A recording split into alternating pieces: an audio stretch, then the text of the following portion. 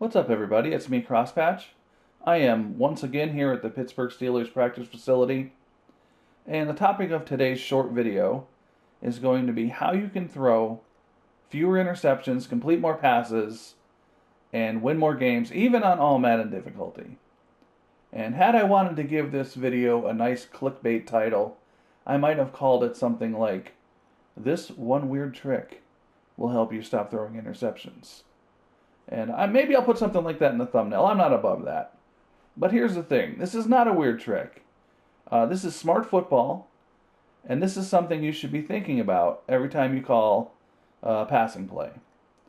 And before we get started, if at any point in this video you find it helpful, entertaining, or educational, please go ahead and hit that like button. It's free to you, and it really helps my channel grow so I can keep on doing this Madden content. Anyway, here we go. Watch this. This play is called Empty Steelers, Steelers Cross. And don't get hung up on exactly what play I'm calling here. We're going to talk about concepts, okay? So this is a concept you can find in most of the playbooks, different plays. And how does this play work for a big game like this? If you look at the receivers on the right, they're drawing their guys downfield and to the left of the play. And that allows my flanker here, Smith-Schuster, in the slot, to come all the way across the play, mismatched on a linebacker, make a catch, and get a big gain. Right? Pretty cool. But here's the problem. I had to run this play like 8 or 10 times before I got this post-snap look I wanted. And what I want is what we have here. Man coverage, maybe a mismatch, right? It looks like we've got cover 1 maybe. And that's what we want. But what happens if we didn't have that? What happened those other times when I didn't get the post-snap read I wanted? Well, I'll tell you what happened. I either threw the ball to Smith-Schuster anyway, even though there was a zone with guys over here. The ball was knocked away or intercepted, or I chucked it deep to one of these guys, and the ball was knocked away or intercepted, or Roethlisberger tried to run for his life and got sacked. Right? So are you calling plays like this? Like, this is something that it's too easy to do, I think. Like, even for players who know better. Like, I feel like I do this more often than I should, where I know I have a guy potentially getting open on a play for a big gain, and you know, my pre-snap read, I'm thinking like, oh, he might have a shot here, and then I watch him the whole way and hope he gets open and throw it to him no matter what. That is how, an easy way, how you can end up throwing lots and lots of interceptions in this game. Right? Always have a second option. So who's my second option here, right? Nobody. So what do I do? Well, let's go back into the live practice here. What do we want to do? Smith-Schuster's got his X Factor going now. So what I want to do is I want to hot route one of these guys to run a drag. Right? So that gives me a second option if Smith-Schuster's covered. Right? So how did I know Smith-Schuster was open on that last play? Because the linebacker tried to run with him, which told me I had man coverage. So then I read the safety to see what's over the top. And he breaks open for a big gain. Maybe. Also on this play, I like to shorten this up a little bit. That just helps it run a little better. So who do I want to run on a drag here? Well, I don't want 85 or 18, right? Because they're responsible for clearing out that area that Smith-Schuster's going to run across. And McFarland as well, right? So those three guys are going to be hopefully helping Smith-Schuster to get open here. But what about Claypool over here, the square, all by himself? He's the guy I want to run on a drag, right? So now I've got this. And if you look at the play art here, Smith-Schuster's running the deep crosser. Claypool's running an underneath route there, the drag. That creates like a high-low concept against these linebackers, right? So let's see what happens on this play. Let's see. I still got the same look here. Let's see if I can get Smith-Schuster again here, or yeah. See, we had a zone there, so we went underneath. So let's look at the instant replay on that one.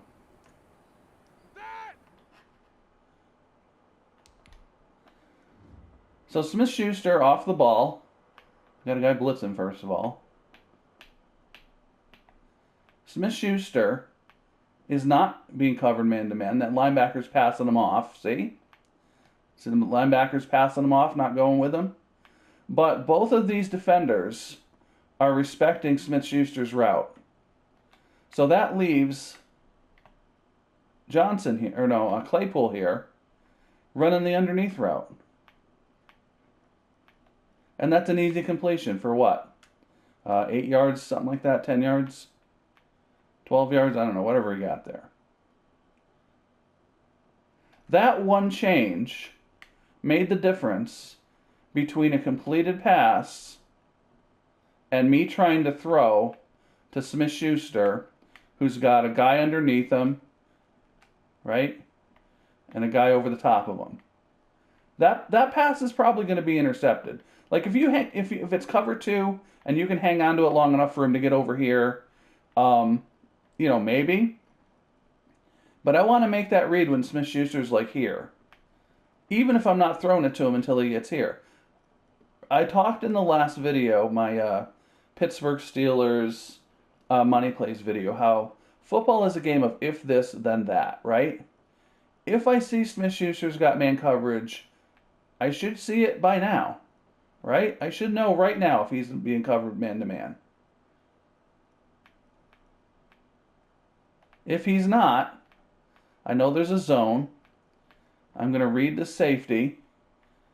And this is not a route I want to throw.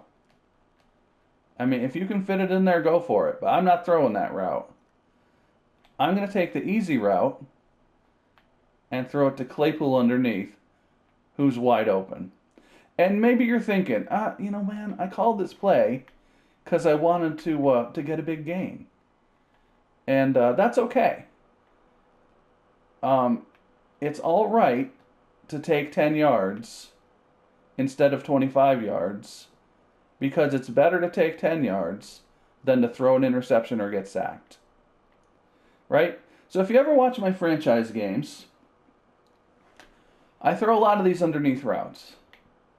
And it's easy to look and think, all he does is throw underneath routes. But on almost every play, I've got a deep option that I'm trying to get open. And if it's not there, I need to quickly make that read and throw underneath. Right? You got to go through your progressions. You can't just wait for one guy to get open. All right? So let's look at a different play. Same concept, okay? And again, don't get hung up on exactly what play I'm calling. It's the concept we're talking about. Right? So we're going to go empty tray stack, fade out, okay? I'm going to call random play for the defense again. So what do I got here? I've got McDonald going down the middle. He's the guy I want. Okay? I've got like a two deep kind of look here. What I hope happens is this linebacker blitzes, or occasionally McDonald might beat him, and then I can hit McDonald right down the seam here. But what happens if I don't get that? I've got my choice between throwing one of these go routes. I've got Smith-Schuster on like a wheel kind of thing, or I could try to wait for Johnson to run that deep out. I don't think I want to throw any of that. So I'm going to do the same thing I did on the last play. I'm going to hot route Claypool, the square, to run a drag. Right? So this way, if 89, McDonald, if the linebacker takes him, I should have Claypool wide open underneath. Right? So let's see what happens. Linebacker goes with him. There's Claypool. Easy game. Let's run it again. Different look. Maybe man. Linebacker goes with him. And I forgot to call the drag. Let's try that once more. Hot route the drag.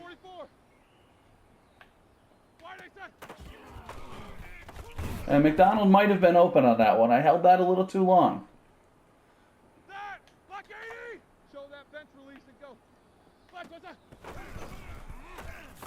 There's underneath. So a few yards are better than what happened before, where I held it too long and the play fell apart. Right? There he is again. Short gain. No interception. So that's another high-low concept where you're creating a stretch in the middle of the field if the linebackers or safeties are there, and McDonald either is open or he's pulling those linebackers back so I can hit Claypool. This is one and that was a blitz. Held on to it too long looking for McDonald.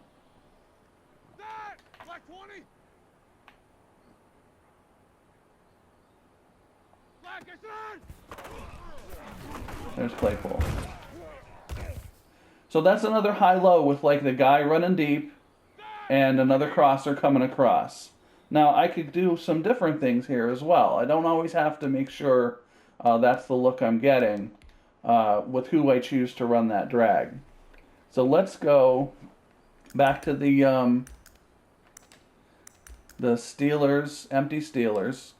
And this is a play I like to run a lot. This is verticals. Okay? So again, what I'm looking for, hopefully, is Smith-Schuster down the middle there. And there's like a high safety there, so I'm not expecting to see it, but you never know, post-snap. If the safety fades left, maybe if McFarland draws him over. But you can't count on it, right? So I'm going to call a hot route. I've got R1 here, right? That's my my tight end. And he's going to run a drag. And it's sort of a variation of the high-low thing, but what's happening here is these receivers on the left are going to clear everything out, hopefully, and Ibram's going to be open if I can't hit Smith-Schuster. So let's see what happens. There's Ibram, wide open. And again, 8-yard gain, better than an interception, because what else am I going to throw? What else do I throw if I don't get Smith-Schuster? Chuck it deep and hope for the best? Hope is not a plan. I mean, I could throw like the hook here to Ibram, but I'd much rather him running this drag.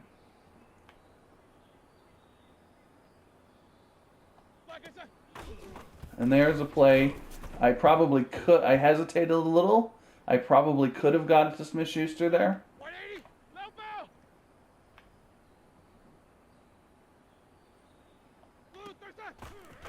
There's Ibram underneath.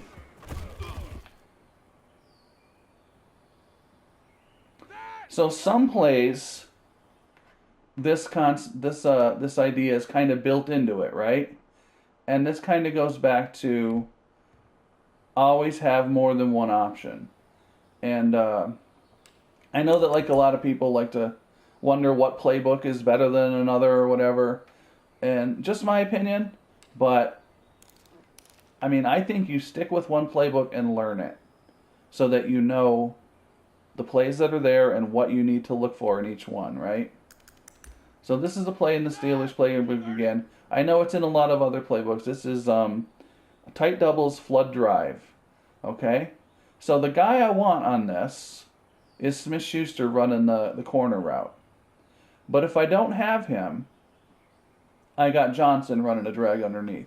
And I'm going to hot route my halfback to block here. So Smith-Schuster's not going to be, well, he might have been open there. Sometimes it depends on how long you feel like holding on to the ball, too. There's Smith-Schuster. Overthrew him.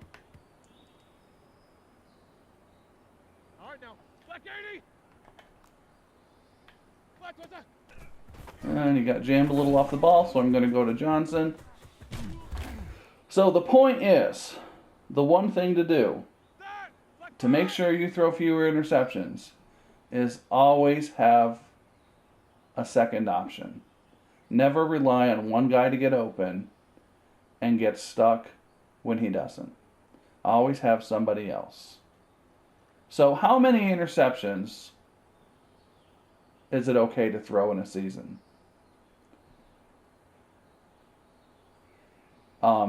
It's tempting to kind of say as long as you're winning, it doesn't really matter. And I think there's some validity to that. If you win 16 games and you throw 25 interceptions, who cares? But from a couple of perspectives, it kind of does matter. If you care about the sim aspects of the game, which I sort of do and sort of don't,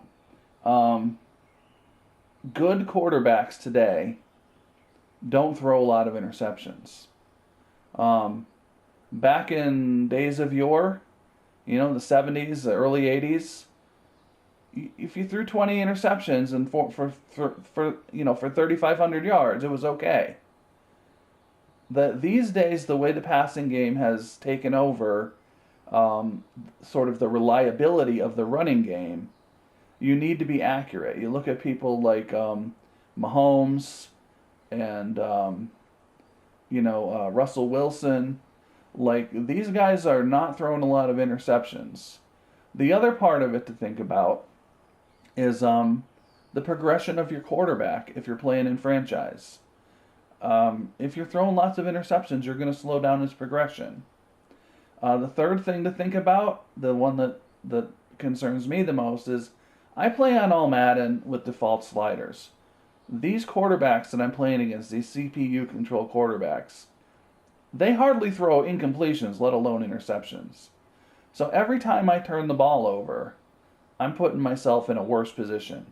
Because I try to do some things defensively to make them make mistakes, but sometimes you're going to run into these quarterbacks that go like 19 for 20 on the game and like 3 touchdowns and 300 yards, and you've got to keep pace with them. And interceptions are bad. Interceptions hurt you. So how many interceptions are okay? In my opinion, and this is only my opinion, 10 or fewer on a season. Like if you have a quarterback playing 16 games, throwing 30 passes a game, 10 or fewer is what you want to aim for. 10 to 15 is acceptable. Anything over 15 is too many. You're turning the ball over too many times. And that's just my opinion. You play the game however it works for you. But yeah, turnovers are bad in real football. Turnovers are bad in Madden. You want to avoid them as much as possible. So I hope that this video helped you a little bit to do that. Maybe gave you some things to think about on how you can call some different hot routes and things to give yourself some options on plays so you can still have that, that big money, home run ball downfield, but also have a second option so that you don't end up just chucking the ball up there and hoping for the best. You don't end up throwing these 50-50 balls. You can complete a pass for 10 yards, convert a first down in the next play, and keep moving the ball down the field. Think about it. If your quarterback goes 8 for 8 for 75 yards and a touchdown on a drive, and he never completes a pass for over 10 yards, that's not a bad thing. You're going to have a good game if you can play like that. So that's about it. I hope you found this useful. Please hit that like button. Please take a second to subscribe to the channel. And I will see you next video.